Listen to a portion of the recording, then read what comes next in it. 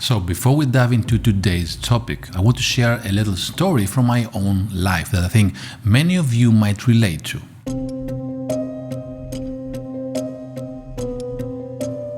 A few years ago, I went through a really stressful period. I was juggling a highly demanding job, trying to maintain relationships and just dealing with the everyday chaos that life throws at us. On the outside, I seemed fine, smiling, going through the motions, telling everyone I was fine, but inside I was a mess. My mind was constantly racing with negative thoughts, and I felt like I was living a double life, one that I showed the world and one that was my true anxious self. It wasn't long before I started noticing physical symptoms. My energy levels plummeted.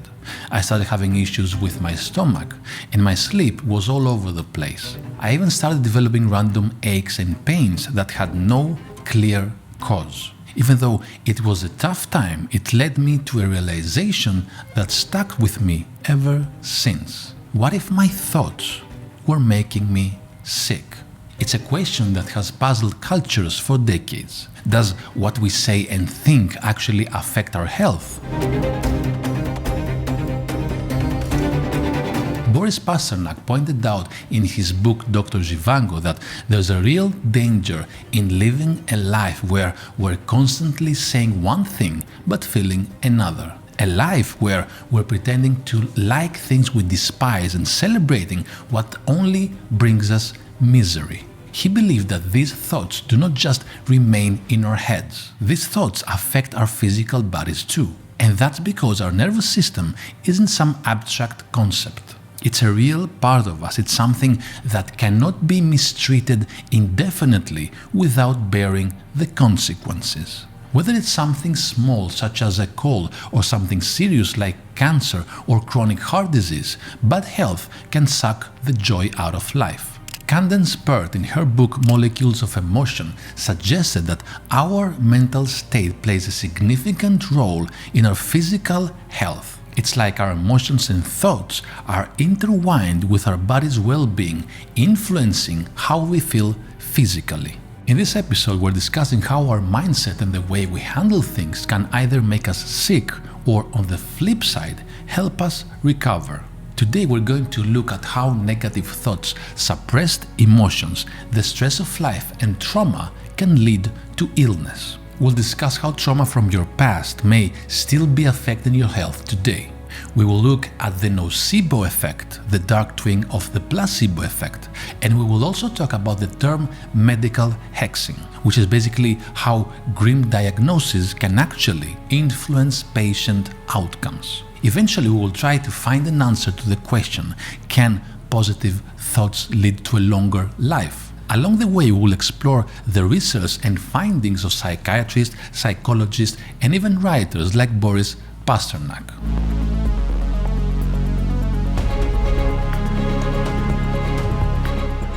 Okay, let's dive into it. Now, I'm sure you've already heard of the close connection between our bodies and our minds. Think of them as two sides of the same coin. Carl Jung talked about this relationship between the two. He pointed out how closely our physical and mental traits are intertwined. He went so far as to say that you can learn a lot about someone's mind from their body and vice versa. But are our mind and body connected in ways that are deeper than we often realize? Most of us understand that how we feel mentally can have a big impact on our physical health. It's common knowledge that stress can weaken our immune system and make us more susceptible to getting sick. And anxiety, well, it can mess with our gut and disrupt its normal function. Personally, I've been struggling with stomach issues since 2013, and that's because of a really stressful period. And even now, 11 years later, I still feel the effects of that chronic stress. It's pretty obvious that our minds and bodies are closely connected. But strangely enough, a lot of mainstream medicine doesn't always give this connection the attention it deserves. Just think back to the last time you went to see your doctor because you were sick. Did they ask you about your mental state, or they just went straight to a physical exam?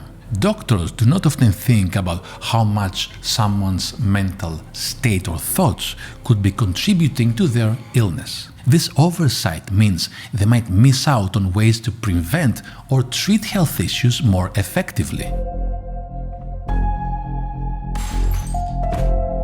You might have seen clips of Gabor Maté on your social media feed. He strongly believes that trauma can make someone sick. In his book, The Myth of Normal, he explains that the idea of the mind and body being deeply intertwined isn't new at all. What is new is this idea some doctors have that you can separate the two. It's like they're missing the bigger picture about how interconnected everything is. And if we travel far back in ancient Greece, Hippocrates, the founding father of medicine, or I would add the founding father of mind-body medicine, wrote that the natural healing force within each one of us is the greatest force in getting well. And I'm sure you've also heard what he was preaching, which is healthy mind in a healthy body. That was the main component of the entire Hippocratic philosophy. Now let's come back to nowadays. And if you think about it, it's interesting how much attention mainstream medicine gives to studying the biological and chemical factors behind diseases. They invest tons of time and resources into that.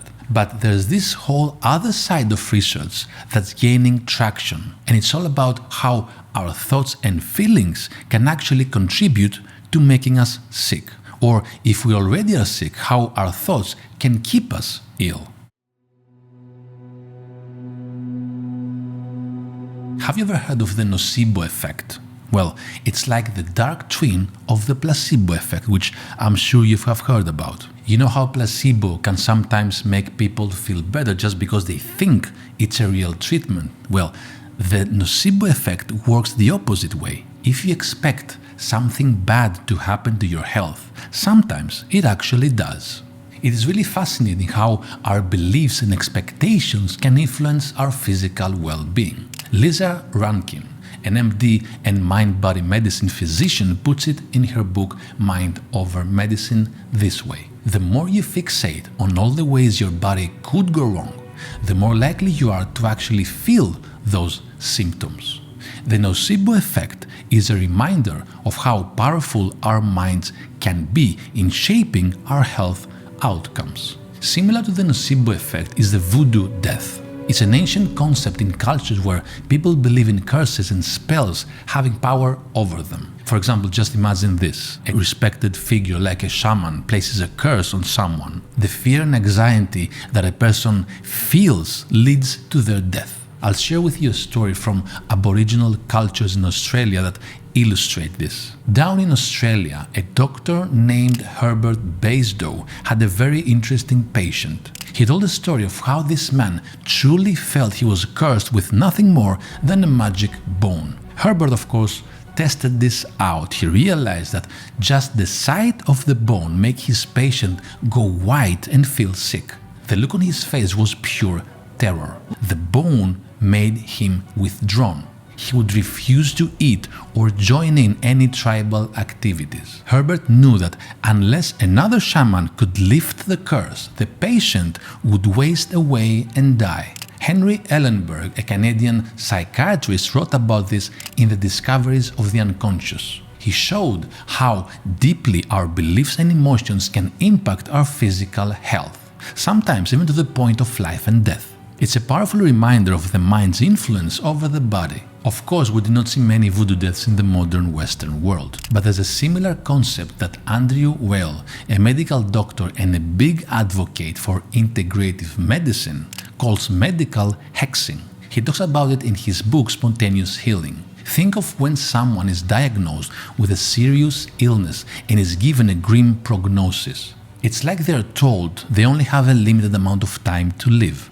And strangely enough, many of these individuals end up passing away right on schedule. It's not just a matter of the illness taking its natural course. It's more about how powerful our minds can be in influencing life and death situations. There are cases where people were wrongly diagnosed as terminal, yet they still died within the time frame they were told.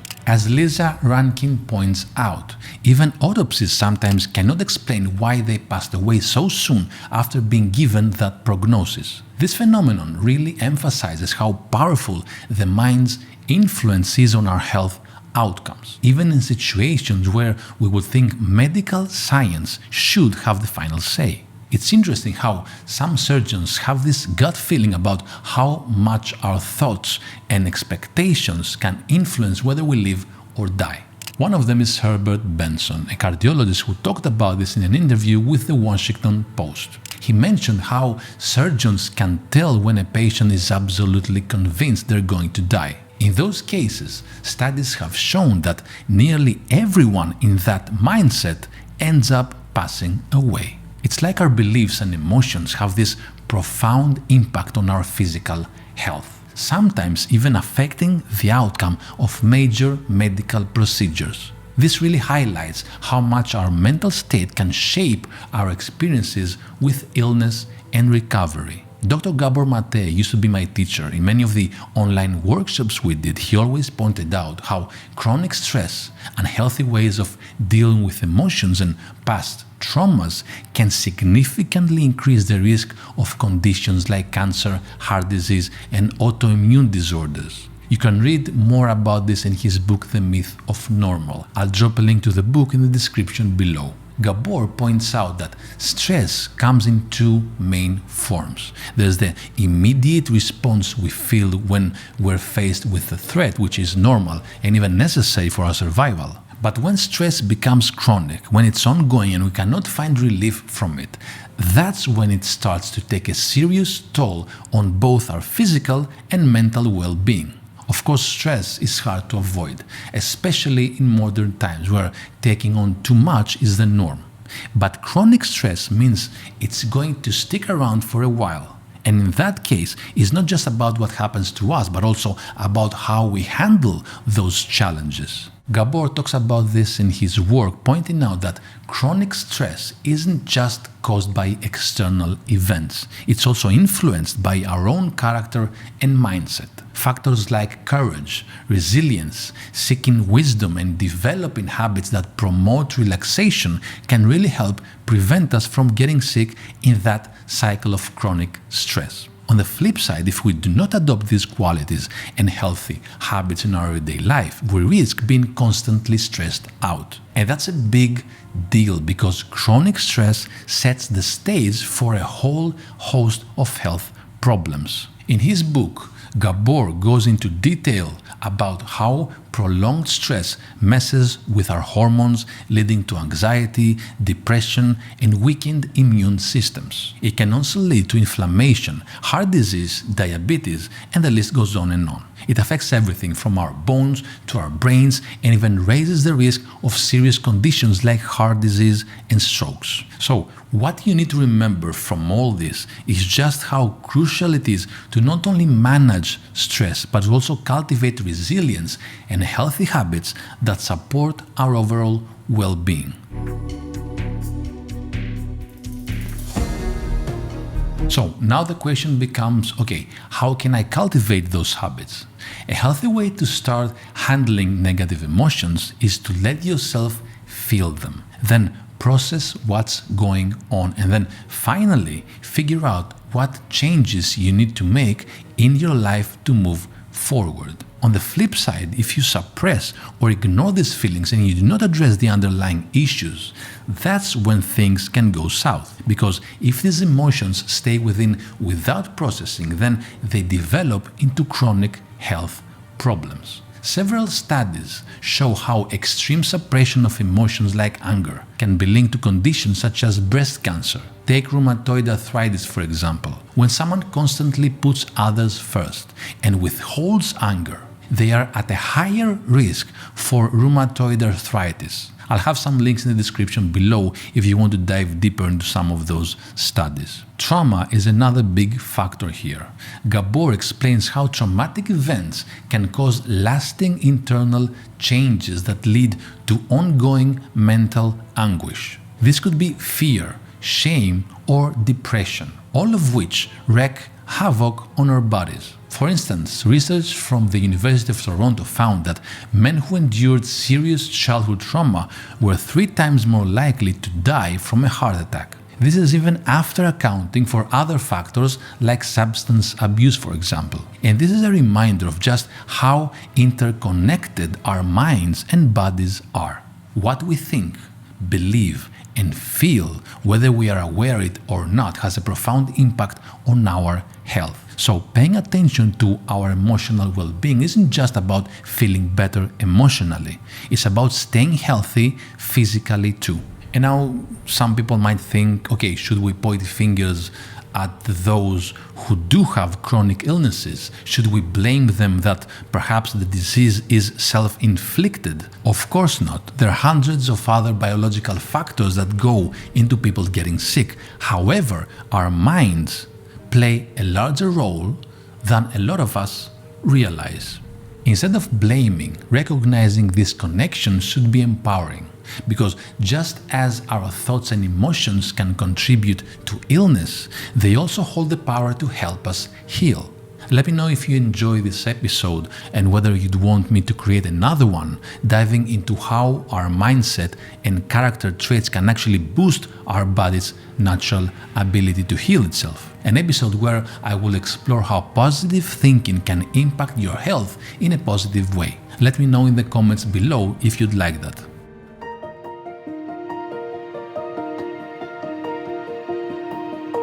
Lisa Rankin hits on this idea beautifully in her writing. She raises a thought-provoking question. What if achieving health isn't just about the obvious things like eating well, staying active, and seeing your doctor? What if the real key lies in changing how we think, how we feel deep down, and how we allow our life energy to flow? It's a compelling idea that suggests our mental and emotional well-being might be even more crucial to our health than we realize. Stay tuned for the next episode in this series.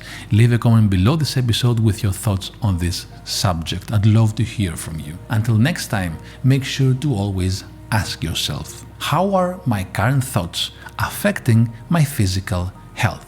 Be sure to like and subscribe. It lets me know that you enjoy the content I'm making for you and helps others find this content easier. I'm Dimitris and I share psychology-based insights and tools on how to design a well-lived life. I'll see you in the next one.